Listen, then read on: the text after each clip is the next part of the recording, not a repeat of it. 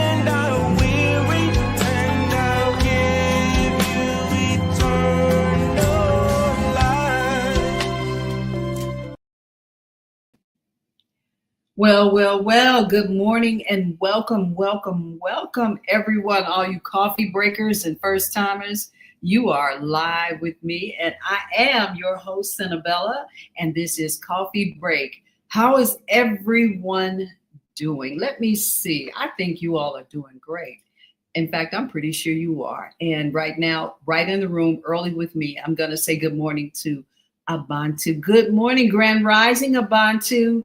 Thank you so much for coming into the room. You know you're here for that moment in which I love to open up and to have this mantra of wake up feeling beautiful. And so let's all share in the celebration of life today as we move forward. There are so many things happening on the ground that we have to figure out how we can sort of pre-register ourselves in the morning. We got to register when we get up, reset our minds, our bodies, our spirits, our souls, and prepare for the day forward, and always with the expectation that everything will go great. So how you doing, Abantu? How you been? Let me know.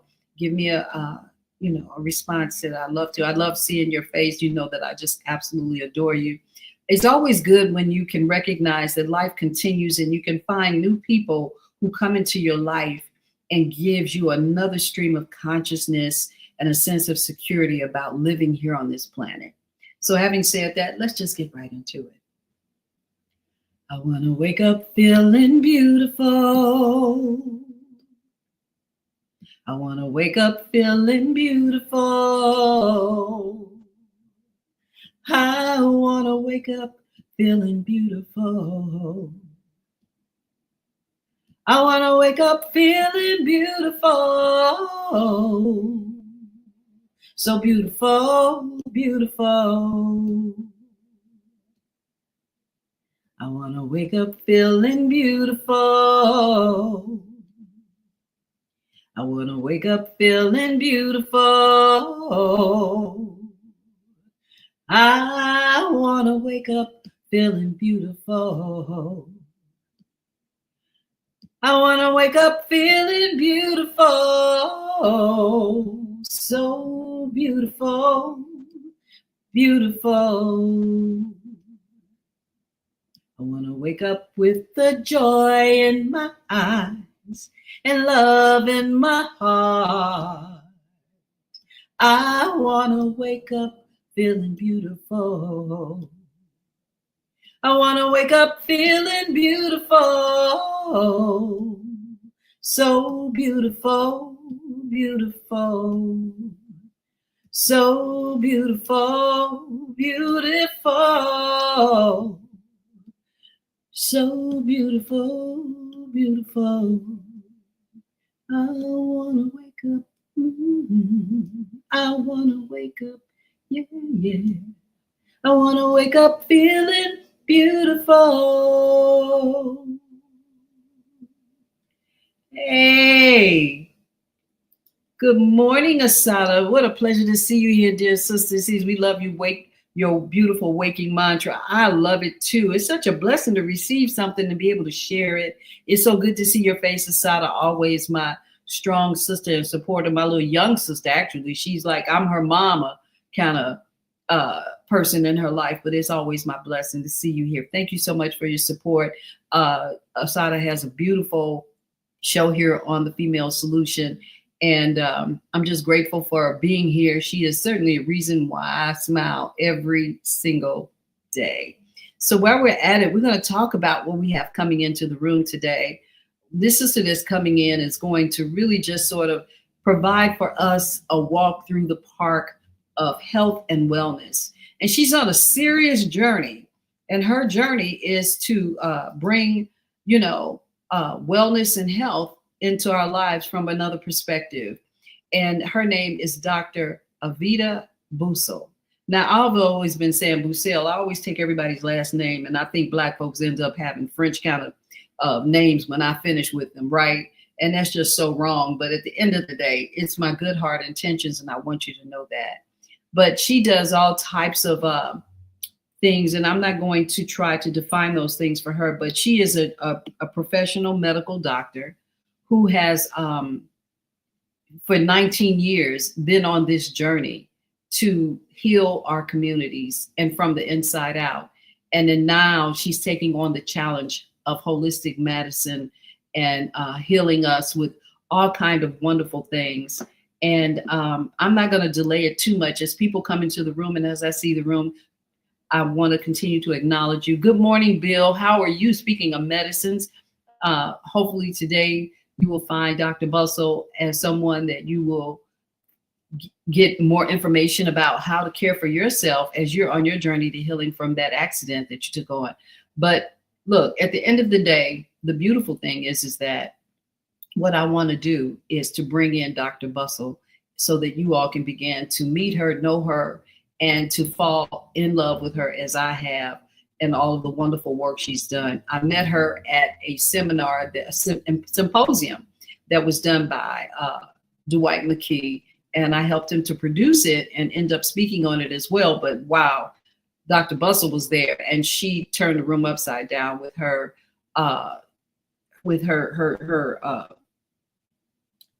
when she conveyed to us how we needed to learn how to eat to live, what we needed to do about food, and how that was seen as a commodity. And she talked about it from an international perspective as the global effect of food and how it's going to affect our lives and what we need to do in order to become, say, rich with food and our choices in food. So I'm not going to delay it. Let me bring to the screen Dr. Bussell. Dr. Bussell. I'm saying that because it's Dr. Aveda Bussell, but it just sounds strange for me to say that. Anyway, here we go. Hi. Yes. And I haven't had a live in the last week or so. I've been so busy. So I'm in this room and I'm just excited and like buzzing around like bees and so forth, trying to get into the show today. So look, everyone, please, Dr. Aveda Bussell. How you doing today? I am doing magnificent this morning. Yes, and I want to thank you. I want to thank you for extending this invitation to me. I always welcome the opportunity to share my story and my vision to hopefully encourage others who may be struggling in this life journey's purpose is what I call it, So thank you. It's my thank you for that wonderful introduction. I remember when we met, and at the end, everybody was like, what does she do? What does she do? And somebody said, she's a singer. And I laughed because she sings, because of course I was a part of the symposium, and the framework was, what do we teach our children? Mm-hmm. Right? Yeah. And so, and you have a child yourself. You have a son, correct? I do. I have an adult. I have a 30-year-old son. That's like hard to believe. You don't look like you have a 30-year-old son. Thank you. Obviously, something you're doing is right. Yeah, well, I hope so.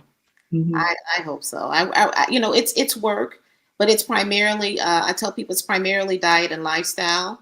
We're living in some tough times right now. Life is stressful. It's hard. The best thing that we can do is build that foundation of wellness. That's the best thing that we can do. It's going to help to ground you. We're going to talk about it a little bit more, but that's one of the key things to maintaining at least a youthful spirit. Yeah. So survival will be based upon how we receive and we work with what's going on without allowing it to affect us in the way. Because a lot of the things that are going on out here on the ground really aren't true, or are true enough that if they change, there's nothing we can do about it because it's been planned and it's been going on for a while. That's right. That's right. It's been planned long ago is my belief. And so we should have been preparing a while ago, all of us, mentally, preparing our communities. Really, I mean, I'm a faith-based person. So if you're most faith-based people, you kind of anticipate that this is coming at some point in time. But Mhm. we still have to take care of this temple that Mhm. we are in right now, right? And a lot of us have been neglecting our temples, and it has dire consequences long term. We see it. We see it with the epidemic of chronic illness and diseases in this country. Mhm. It could not be more evident at this time. And our communities are especially affected. Would you say that we break down mentally before we break down physically, or does one precipitate the other? It's a 180. Sometimes physical ailments can cause depression, they can cause anxiety. So Mhm. sometimes the physical can lead to emotional and mental. And then Mhm. oftentimes the emotional and mental can definitely lead to physical. We know that for Mhm. sure. Mhm. Yeah.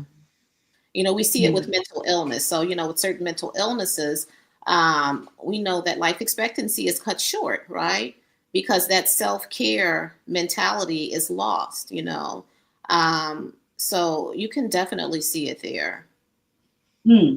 Yeah. So maintaining your mental well being, even in terms of depression and anxiety, is also very important. Remaining grounded, learning to deal with stress in a healthy manner. Those are key things that we should be doing so that when we're confronted with new stressors, escalating stressors, we're more prepared, we're more ready. With so much concern about people saying we got to stock our shelves and make sure we have food and we have water and we're safe and we have to have these sort of survival kits, how can one gauge where they are in readiness, even Mm. with all of the, say, physical things that you have, available that you've provided for yourself? How can one be ready to Yeah. uh, defend their physical well-being? Yeah. So it Um, starts by, like I said, building that foundation. Now, in terms of having those items on you in your presence, I say start having that conversation with your family. If you're a single person, you've got to do the work. You've got to have at least a 30-day, a 60-day supply of goods. I hate to make it sound that, so immediate, but you have to have that supply of goods. If you are a part of a family, you guys organize and you decide, okay, who's going to have what. We're going to need food, we're going to need water, we're going to need toiletries of some sort. So you get to organize and you get to thinking about it. Um, Many of us are not prepared, and we don't know when it's coming. We don't know. It may not ever come, but it probably is coming sometime. well, So, Bill Morgan says that he's staying temporarily in a nursing home right now. He said, I see these okay, issues personally. But I okay, also want to give a little background. Bill Morton, who is a new acquaintance of mine through this here medium, but also through his wonderful partner, Trudy Leon. He he had a an accident coming okay. down the steps from a train, and it caused both of his feet to go backwards. Oh, And wow. so they have been, I imagine, realigned. He can correct me on any of those. But now he's staying in the nursing home as he recovers. But he's a this man. This is a person who was a civil servant, an alderman in Rogers Park, working on the board, and he had just actively and he's right now back to work doing stuff, which is really amazing to me. His resilience, which I think that's what we're talking about, the resilience of spirit. How do we survive these things, like, what's going on? And like being here this morning, Bill, I see that as part of your well-being, that you're still actively engaged in life, that you haven't walked away from everything, sort of this woe is me, I feel sorry for myself. And he just lost his father. Oh, wow. These things happened at the same time. And he's just a reflection of how many of us have had to deal with things, right? Absolutely. So, Bill, he says staying temporarily in a nursing home right now, I see these issues personally. Wow. What are some of those things? And Asada says, I had to really handle my stress and gave attention to healing my adrenal glands. So let me just let you continue to talk and speak on those things. And I'm going to, Yeah. We're seeing a lot of adrenal gland issues, and I'm not surprised by it, right? That's the gland that produces all that stress hormone. And we're seeing hypertrophy. We're seeing, not often, we don't see cancer as much, but we're seeing a lot of this. People are stressed. We're living in a fight or flight culture now. And so, like I mentioned, it's important that we ground. It's important that we create routines. And it's important that we build the foundation of health. I would like to hear more about Mr. Morton's experience in the nursing home, if he wants to share it, when he says that he's dealing with it on a personal level. I would like to hear a little bit more about it if he's open to sharing. So yeah, Bill, she wants to hear more about what you're experiencing right now in the nursing home. That is with regard to your comment of what you're seeing, those issues. What are some of those issues that you see? Can you expound on that? And also, Asada said, I had to really handle my stress and gave attention to healing my adrenal glands big time.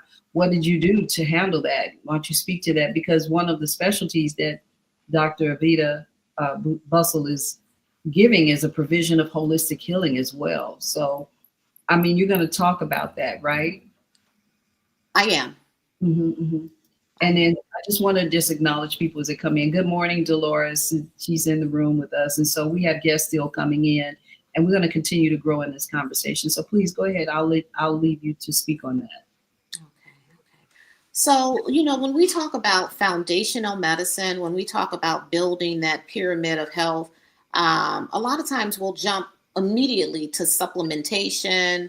We want to do, and there's nothing wrong with it. We think about things that are very external to us, right? But it starts from the inside out, okay? And the Bible gives us a lot of guidance in how we should eat and how we should live. Sometimes we want to ignore the Old Testament, the Mosaic laws of, eating and caring for ourselves, but it still rings true today. So when we talk about foundational wellness, we're talking about diet and nutrition, right? What does your plate look like? Living people eat living foods, right? So a lot of what we're eating is not food. I think I spoke about, and I'll mention it again, how a lot of the foods that are sold here in America are not accepted overseas. They don't want it, okay? Because they know that it's not healthy. A lot of it, some of it's carcinogenic. It has carcinogenic ingredients in it. The second thing to think about, the second most important thing to think about, aside from diet and nutrition, is going to be hydration, okay? And so I'm still amazed at the number of people who tell me they don't want to drink water. They don't drink it. They're drinking, I don't know what they're drinking, coffee, tea, milk, soda pop, you name it.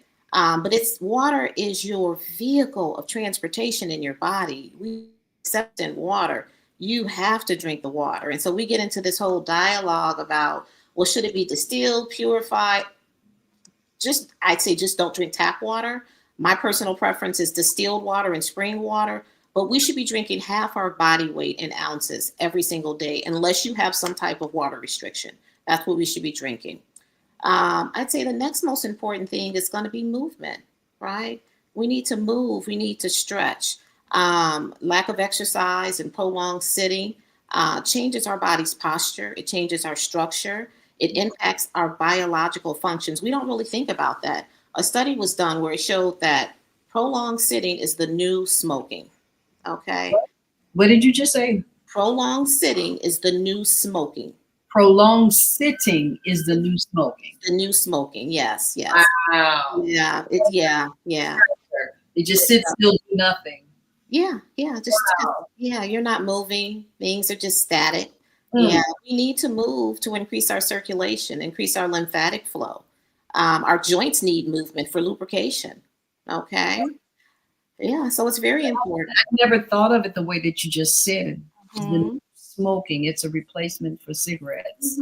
It has the same impact on the body. So Bill is chiming in. He said, yes, that there's depression, pain management issues, physical disabilities. He says some CNAs and rehabilitative staff are not interested in their jobs, and they do not look at myself or other patients as equals. So he's talking about the disparity of care and that level in the nursing home. But before I close out and say this, there's also what you said about food, right? And I know Absolutely. in nursing homes, the food is like the worst in the world for them. So how people in long stays in nursing homes are not being rehabilitated, not No, truly. no, they aren't. They aren't. They aren't. And when we think about healthcare, we like to think about it as being a charitable organization, a nonprofit organization, but it is a profit-driven entity, right? And Mhm. food counts, all right. So they're not heavily investing in organic produce, and the diet is not ideal. I've had family members in nursing homes, and we ended up having to bring in food on a near daily basis because the food wasn't good. Not only does sometimes, and I'm not saying this is true for all nursing homes, but sometimes does it not only taste bad, it's just not good for you.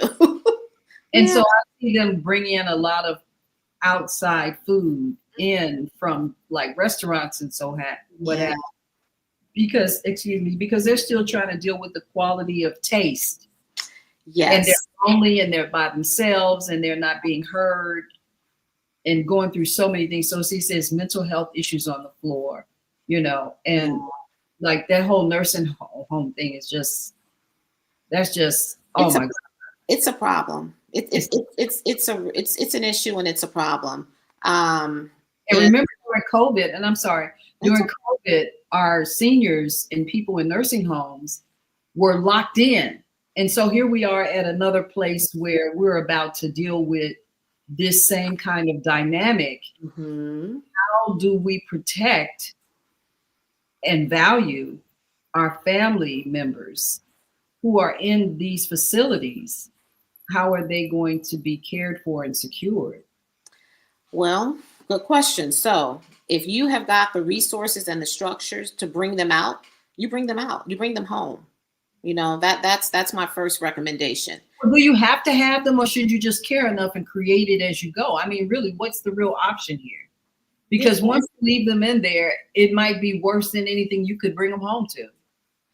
absolutely. Absolutely. I mean, I'm not a fan. I mean, I know that it's. I've had family members in nursing home settings. I've had them there. My preference would have been to bring them to my home. It just unfortunately didn't work. So what my family did was we went there every day. We rotated. Someone was there every day for a few hours. We called. We made it known that we loved our loved one. We talked to the nutritionist and the dietitian about what else can we offer food wise. We brought in fresh fruits. We did all of that. It's work. So, I mean, you're going to sacrifice on one end or the other. I would say if you can bring that loved one home, bring them home. Bring them home. It's just a big deal. Asada says, she says, I go to a nutritionist and take natural things that have successfully calmed them back down. Ah, beautiful. So, uh, Asada, say what it is what did you state what your problem was before you said what your actions were to resolve the issues you had? I think she did. I'm Yeah, gonna she look said at it was that. an adrenal issue. Yeah. And so I think she also had a stroke. You can correct me if I'm wrong. So Okay. it's been a journey, but it's really beautiful when you see someone take a proactive approach to Yes. their health care. And so I'm going to leave this window to you for a minute and talk about those proactive approaches Okay. and things that we need to address without my interruption. It's okay. So let's recap a little bit because I am a supplementation girl. But I tell people now, we kind of left off with I think we talked about diet and nutrition. Living people eat living foods. We talked about hydration. Water is the vehicle of transportation in the body. We are 70% water. We need to be drinking half our body weight in ounces every day, unless we have some water restrictions due to kidney or heart issues.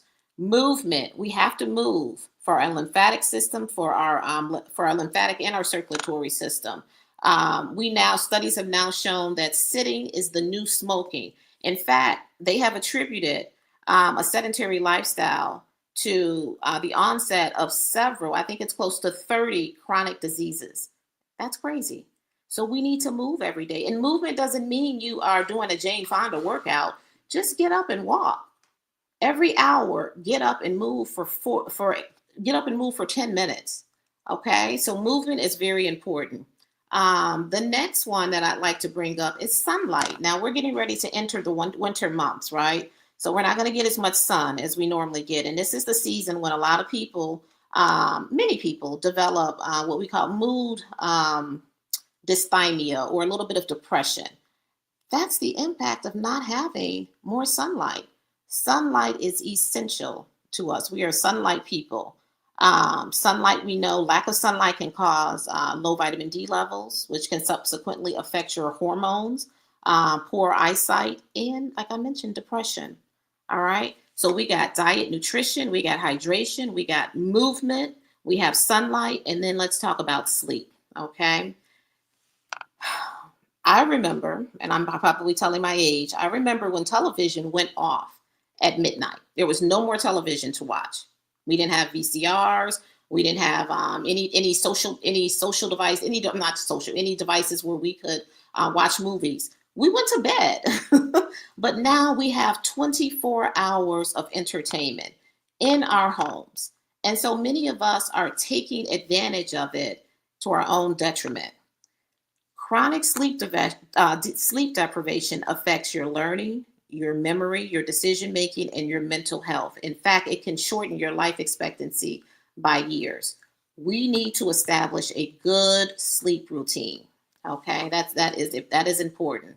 And then let's talk a little bit about stress. I think Asana mentioned stressors and her having some abnormalities or some issues with her adrenal gland.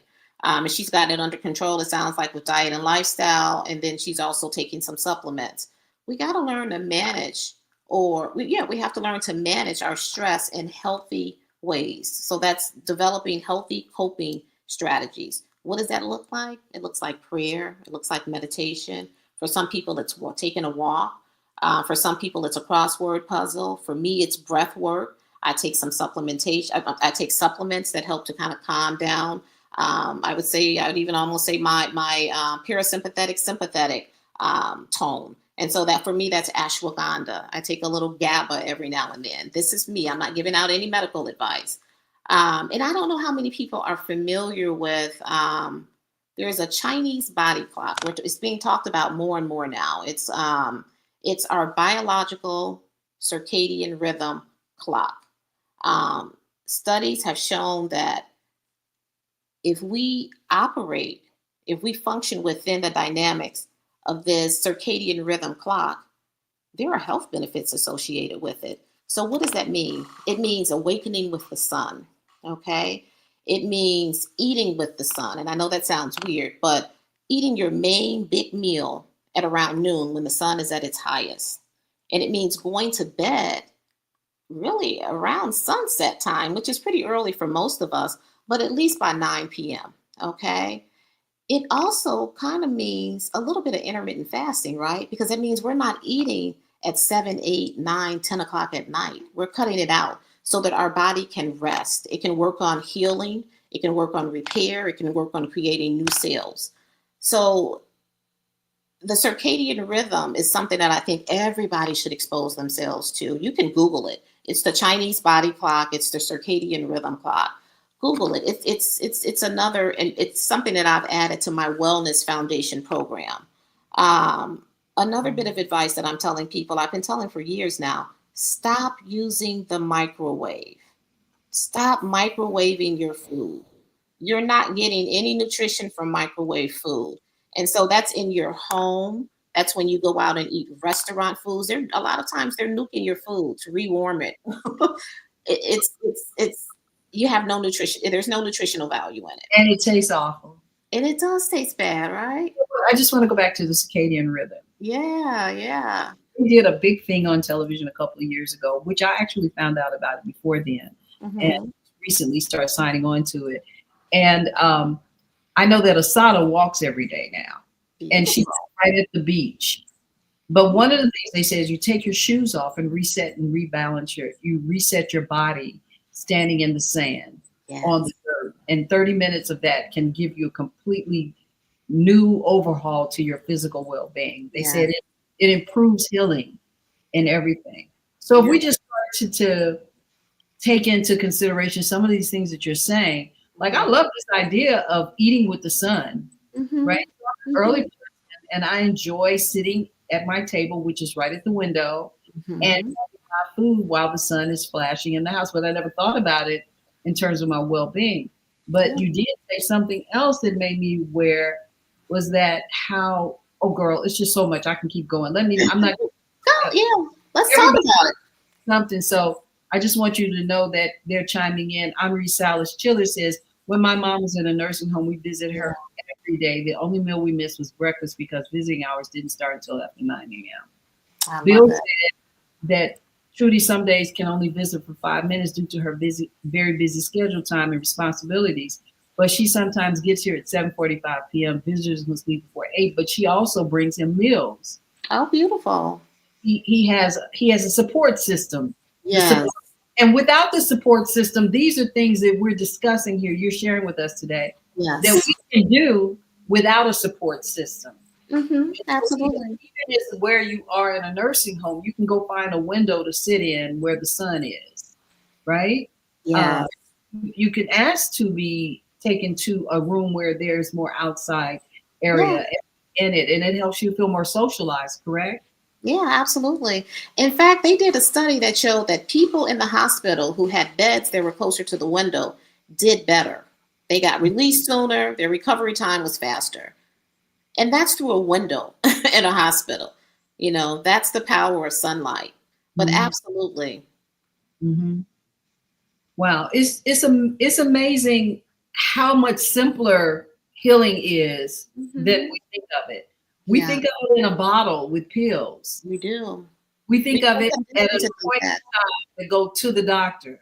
And Hmm. unfortunately, a lot of our parents and our older sisters and brothers are not well and living off of bottles, pills. Yes. And I know you're a Yeah. medical doctor, as Hmm. well as you're going into you're practicing doing other things. So why don't we talk about that? A little bit more. Okay. Uh, like one, how is it that you came into medicine and why and how has that affected your life as a result of that? Ah, okay. Well, you know what? I grew up in an interesting, I had an interesting home dynamic. My father was a vegetarian. He juiced, he was juicing before it became popular. My mom would do these 21-day fasts. So I came up in a kind of, I don't know, almost a unique kind of home environment. And so that vegetarian mindset stuck with me. I did go through a phase where I consumed animal products. I've been a vegetarian now for many years. And I do fast, as often as I can. It's become more difficult, honestly. But I grew up with that background in mind. Now, I really didn't start considering medicine until in my late 20s. I was somewhat distrustful of our medical system because of the horrific experiments that have been performed on Black people. I considered other things like journalism and teaching, and then I ended up getting a bachelor's degree in industrial engineering. And although leery of the practice of medicine in this country, my interest in science and medicine just continued to grow. Um, I ended up researching and considering other healthcare fields like chiropractor care, but it was very, very limited. So me and traditional medicine would have a weekly showdown, and I'm not kidding, for years. It like haunted me. Medicine I felt like was always staring me in the face and saying, "Come on, come on, come on." And I had a lot of reservations. Like I said, I grew up in a kind of a holistic minded household, and I had taken on that personality. And then I think finally, after I had several conversations with doctors in traditional medicine, Western medicine, my concerns were eased. They were addressed. And I guess my biggest concern was I didn't want to unknowingly participate in a system that was still experimenting and targeting select populations, and that just did more harm than good. Um, and so, I like I said, my concerns were adequately addressed. And so I think around that time I was in my late 20s. During that time, I began to really understand the impact of illness and injury on people, families, and communities. I saw how illness can rob families and communities of life and stability. And at the age of 30, I made a self declaration that I wanted to be an asset to my community by providing quality health care as a medical doctor. My official journey began 2 years later at the age of 32 at the University of Chicago. And so that's kind of how I started. And that's, yeah. Wow. At 30. Yeah, at 32. At 30. 32, yeah. I think what you're saying, it really speaks to us making good choices and better choices, or choices, period, Yeah. as we move through our life, that we're not really stuck in one place, that we can evolve and go into areas of things. Because as we grow, we become more aware of ourselves as also, right? Absolutely. Right. Absolutely. I would love to know if any of our guests here today started in one direction and ended up in another. What did you pivot and do in order to, say, maintain yourself in your life? I know that for Henri, who is here, she pivoted in her 50s. I think she said she was in her 40s or 50s, and she started doing commercial work, and now she's one of the biggest and most sought after people that you can find for commercials. And she's had over 1 billion views on yeah. And so who would think that in your 60s that you'd become this phenomenal new person? And I think that's also a part of our well-being too. Our mental health is connected completely to everything we make in our choices and what we do. And to stave off depression, and sometimes it's good to lose a job and have to start all over. It is. It is. You're firing off new neurons. The brain is working in a way it hasn't worked in before. You're challenging yourself. It does. It promotes it promotes a lot of different things. So, I mean, that's why I encourage people, start a new hobby. Okay. Crossword puzzles are amazing. We've got brain games now that you can do. I'm kind of. My mother used to do those all the time. She would say, "Bring me some more books." I'm like, "Really? We're gonna be buying puzzles and word search games and so forth?" But she loved coming over, having us come over and play board games. Yeah. Her thinking. She was a writer, and she was used to speaking at events and so forth. And here she was at home often, and so that did, because she was fine going downstairs and working out, but she was like, "No, I need more." And she needed mental stimulation. Yeah. How does the mental stimulation, though it's seen as a practice of, say, keeping you sharp, how long can you actually do that before you need to do something more?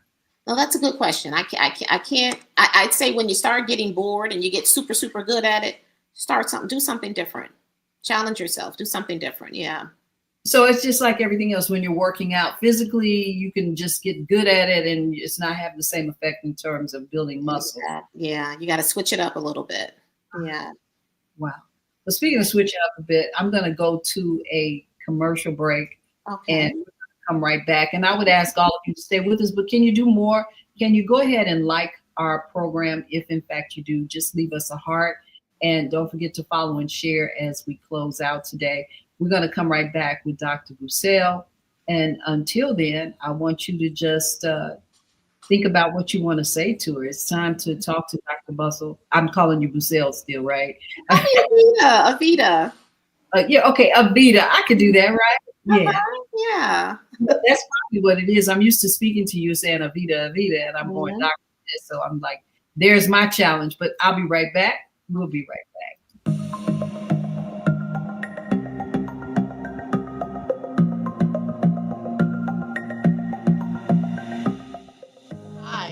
I'm Barbara. I'm Cheryl. And I'm Naima. We're three Black moms. And in case you didn't notice the resemblance, we're also three sisters. We're going to be coming to you every week, sharing our successes and our mistakes as we navigate our lives as moms, wives, sisters, daughters, and of course, Black women in today's world.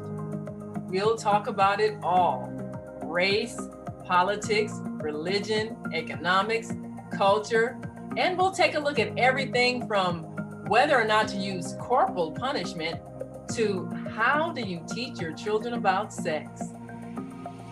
Look for our upcoming book, Growing Up Charles. It's a personal story about our lives growing up in Maple Park on Chicago's South Side. I'm Barbara. I'm Cheryl. And I'm Naima. We're three Black moms.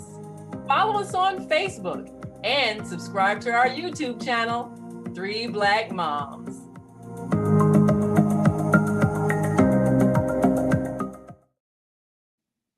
Wow. Don't you? I just love that commercial. Sisters working together to give information, to educate, and to show the enduring bond of family. Yeah. Isn't that great? Yeah.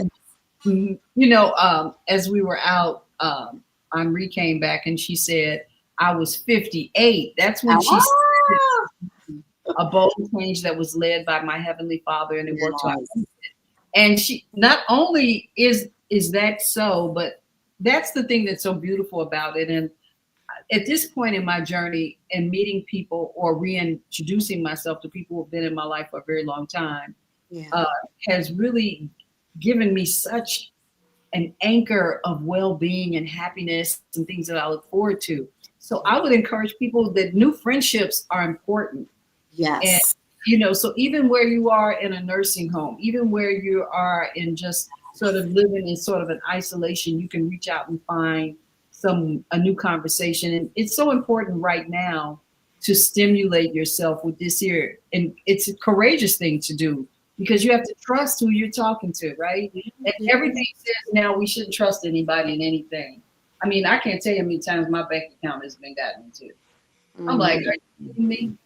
You know, I walked into the bank and they had something on screen saying if you had a problem with your account, it's gonna take 30 days. I'm like, 30 days to get my money back?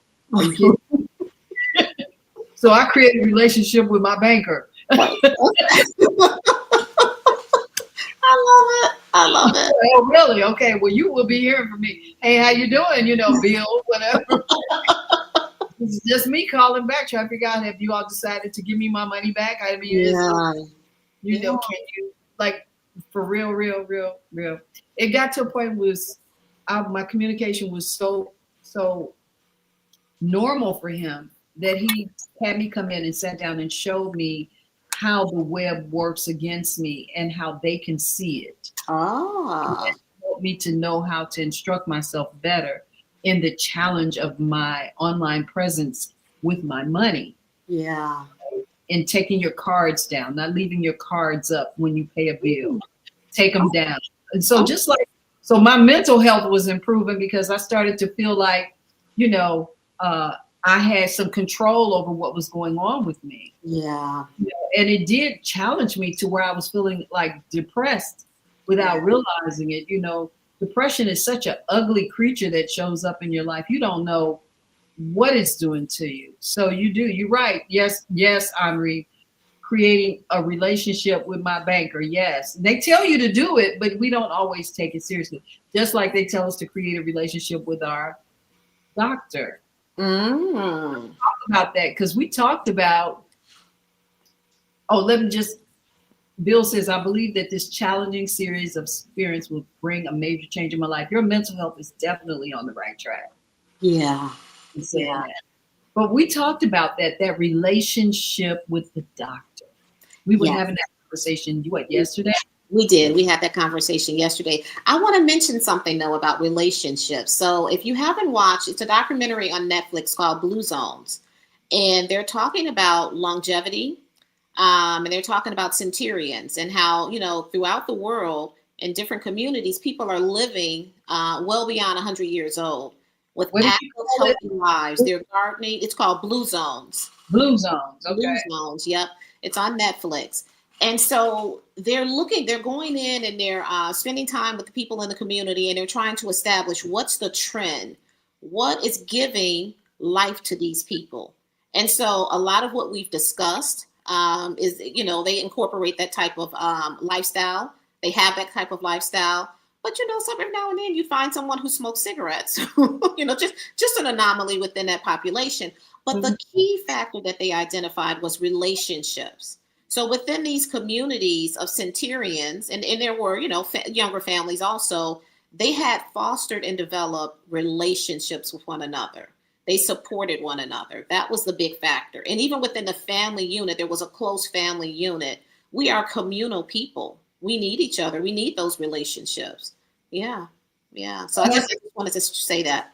And part of what is enriching me also in this point in my life, and I'll just say this honestly and openly, I always knew people of other races and said they were friends, but now I have people of other races who are close acquaintances, which is different. And I have a real interest in who they are. Yeah. And that has opened my heart up in ways I can't even begin to tell you. I actually am telling people I love you that I never said I love you too, that are of a different ethnicity. Yeah. That the human being in us wants to grow. Yeah. And there's so much about what we do that will help us to maintain a healthy life. And growing in that way has been like a result that I can't even begin to convey or define at this moment, but it has been very healthy for me. I can definitely see that. And that's one way to tear down the barriers, right?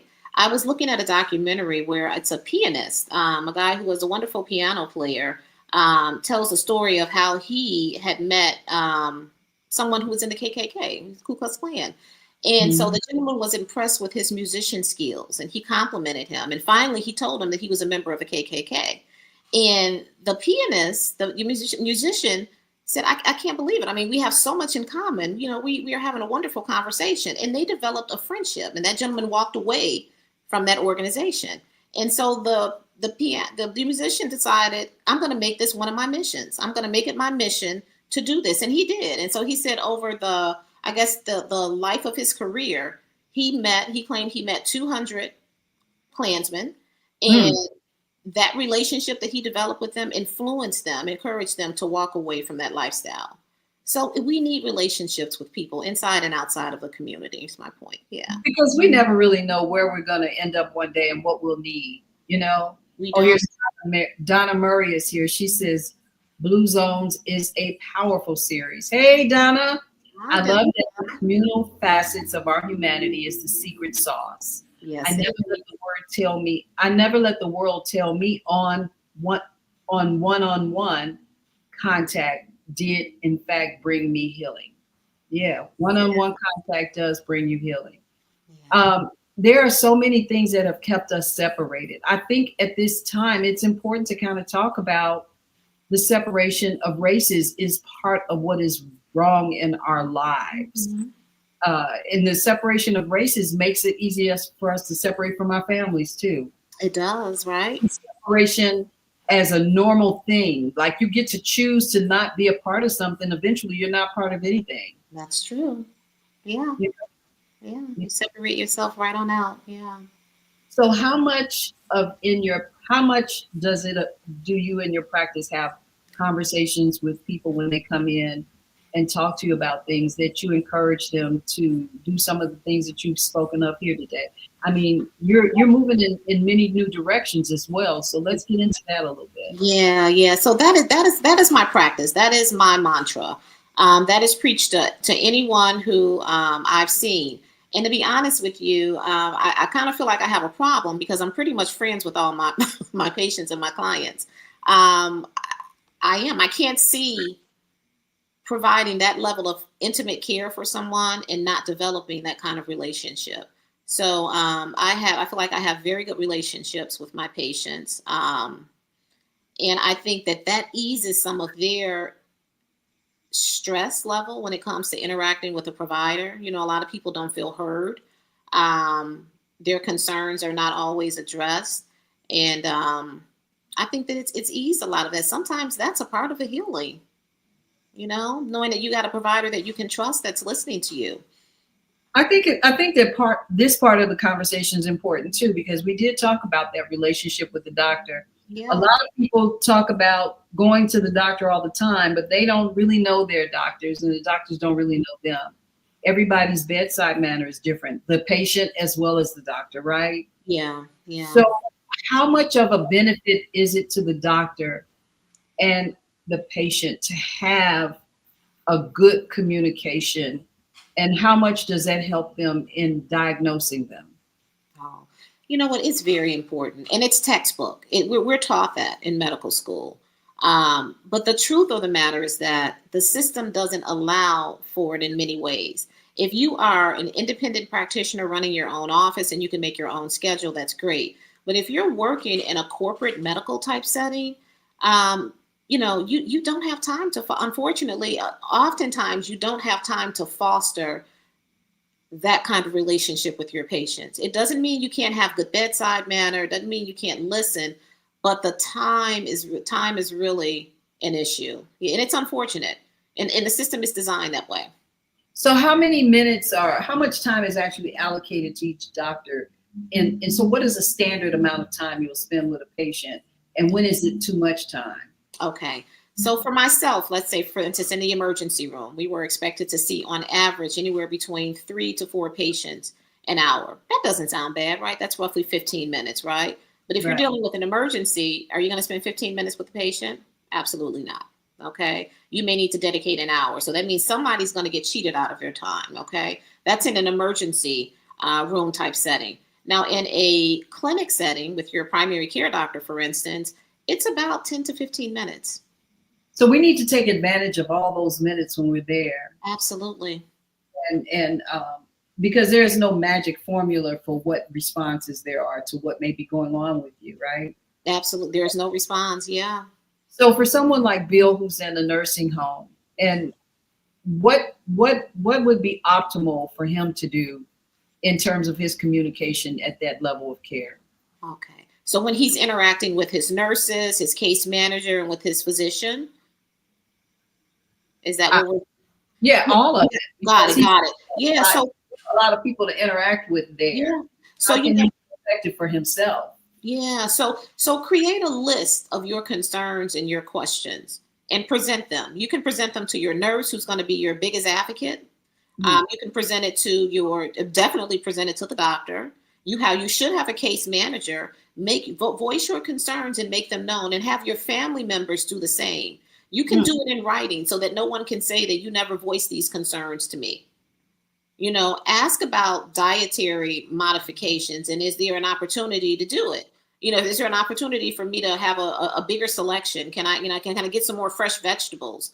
Can I get more water? Ask about those types of things. Like you said, create relationships with people in there. I don't know if he's in a room by himself, if he's in, a shared room next to a window. Find out what activities are being offered. And, consider participating. I know that some people, like myself, I was so ignorant until actually we also know some of the same people. And so there's someone in the nursing home that we know. And I spent a lot of time going to see this friend. In fact, I spent 3 or 4 days out of my week going to see this friend. And it was at that time I realized that a family, one of the things that you have to create when you're in situations like that is to have family and friends come to visit. You got to use your network. And even if you're not in a nursing home, and with Asada and her healing at home, and I hear her speak oftentimes about what she's doing and how she may need some kind of interaction. And she's very fruitful in her life, but healing is a process, and it will require some maintenance and being at home or in place. And so we do need to create relationships that are diverse, and we need to have those relationships work with us. I had a friend tell me her daughter had a breakdown because she was having a mental breakdown, and they had to put her in the psychiatric ward. And it became who's going to go and see about her. And so it does take a village of people. A village can be 2 or 3 people, It can.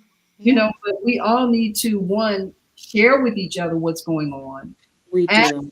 ask for some help, correct? That's correct. Take those situations where we can have people come in, even if it's just a short visit, 5 or 10 minutes. Absolutely. Healthy. Yeah. And I'm sure he would agree with that, Bill, given what you've said about what's going on. And he says, thank you. Yeah, Yeah. yeah. And John, you're here in the room. How are you doing today? And we're going to close out. We'll take one more question because I want Dr. Uh, Aveda to talk about, I can't help it. It's okay. Yeah, to talk about the holistic journey, where you are, and about the breathing stuff. I want to hear about that. But John, Well, the you breath work. you work with clients who are what, terminally ill, and you go in and you take care of them. What is it like for you being a caregiver of senior people and having to do so much work to help them to get on their feet? I'd like to hear from you on that if you can, if you don't mind. And Bill says, we'll take your recommendation about writing my needs and concerns. This will also help because I have a medication brain fog. Wow. Yeah. Medication brain fog. Yeah. Polypharmacy is what we call it. Yeah. Okay. I'm maybe I just talked too much and I missed us. No. I was just commenting on his comment, medication brain fog. So yeah, the combination of medications, can sometimes not leave us not feeling well. Whether it's a little bit of nausea, it's some brain fog, it's fatigue. And that's something else that I don't know how he's progressing, but sometimes taking a look at your medications, asking your provider to look at my medications. Is there anything that we can lessen? Is there anything that can be removed? I'm experiencing some brain fog. And all medicines don't work well together. Is that correct? That is correct. That's correct. Yeah. Mm-hmm. A lot of medications don't work well together. We now have built-in software that tells us which medications are interacting with each other. The doctor, you mean you when you say software, you're speaking that when you're when I'm for me, yeah, when I'm seeing patients, and so when I'm perhaps ordering new medications for people, it allows me to see whether or not it's going to interact, whether or not I'm going to have drug-to-drug interaction. So we have this built-in software, which is so important. And so I'll encounter someone who's already on 3 or 4 medications that are interacting with each other in a sometimes very bad way. And they've been on these medications for years. And so when I go to compound that by giving them an additional medication, the system is saying, no. And I'll say to them, well, the system's saying, you probably shouldn't have this antibiotic or this medication with your existing medications. And they will argue with me and say, ma'am, I've been on this medication before. Nothing happened before. And I like to remind people it can always happen. By the grace of God, it didn't happen. So, consider the combination of medications that you're taking. Your pharmacist should be reviewing it with you. Your medical doctor should be reviewing it with you, especially if you're on these medications daily. Yeah. Wow. So Asada says she used juice cucumber, and she said it does wonders for clearing her head manifestations. I love it. So what are some of the things that you do in the healthcare that you're providing that is here on this piece here, the detox, the breathing energy? Can we talk about that? Take a minute with it before we get out of here, because yeah. So okay, so I'm also a licensed massage therapist. So what I do is I do what's called functional medicine wellness assessments on people, and help them to identify where they are foundationally. Are you getting enough sleep? Is your diet ideal or less than ideal? I do a little bit of testing in the office. I do order blood work on people also. And once I kind of establish where they are, I always start with the recommendations that I mentioned before. I don't just put people on medications unless there's an obvious deficit of some sort. So we start there. Okay, that's the foundation. And then I'm a massage therapist. I believe in touch, and I believe in the power of massage. And so that's another intervention that's offered. For many people, we talked about sunlight and people not getting adequate sunlight. I offer something called far infrared therapy. Okay, so it's a way of heating up the body internally, activating what's called the mitochondria, kind of emulating the sun in a way and activating that immune system. And so that's kind of where I am with people. I find that I literally have to start with the foundation in just about everyone that I see. We've gotten so far off the grid because of our culture that we're no longer identifying those fundamental things. Yeah. Well, we have so many comments coming in as we close out. Asada says, I'll use your massage therapy for my daughter. Okay. John says, he's working with a nonverbal man who has autism, another gentleman with Parkinson's. Oh, wonderful. Yeah. He says, basically providing a patient with essential care according to their health issue. I care for patients that have congestive heart failure, a patient cut from pancreatitis. I imagine caregivers in the health field in which he's in, there's a lot of interaction at levels that they probably don't even know to anticipate. So I'm just going to close out with saying this before you have your last say, because we are out of time. We have 101. I think I can go for another minute. I forgot what I was going to say. I think I want to leave the last word to you. Please go ahead.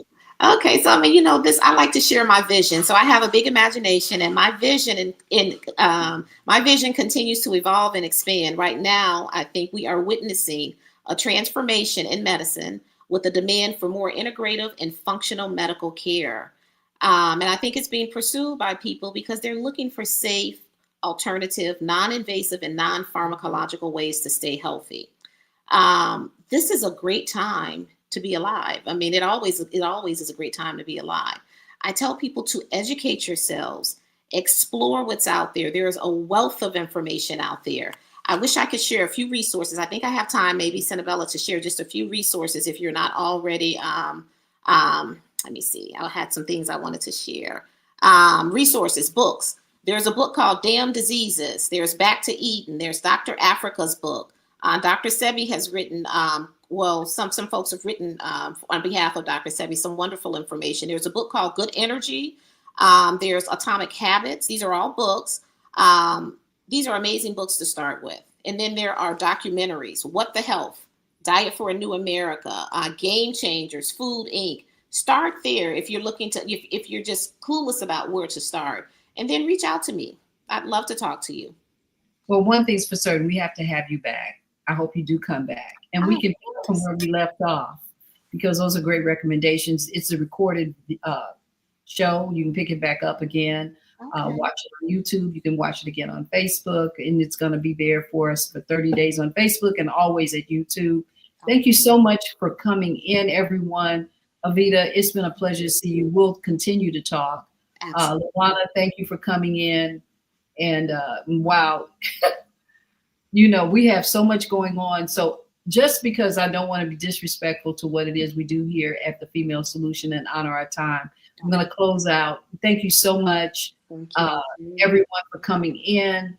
I mean, there are comments that are still coming in. It's been a wonderful opportunity for us to talk to Aveda Bussell, who is giving us all of the tea that we need to hear and talk about. And as I say, thank you so much for coming into Coffee Break with Senabella, everyone. I look forward to seeing you. And I will put up on my page Dr. Bussell's information that she's given to us today. So you could take a look at it. You'll have information where you can call her and speak to her yourself personally and get more information. And we're going to look forward to having her to come back. I see you, Senabella. Okay, Randall, I see you, Senabella. Keep doing great things. That's what we're going to do. We're going to all do it together. Everybody, thank you so much for coming in. It's been a wonderful, wonderful hour with Dr. Bussell. Okay, have a good day, everyone. I love you. And keep waking up feeling beautiful. I want to wake up feeling beautiful.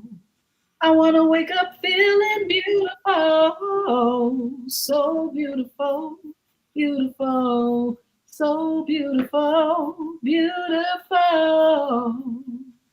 Thank you so much. Have a good one, everybody. Take care. Take care.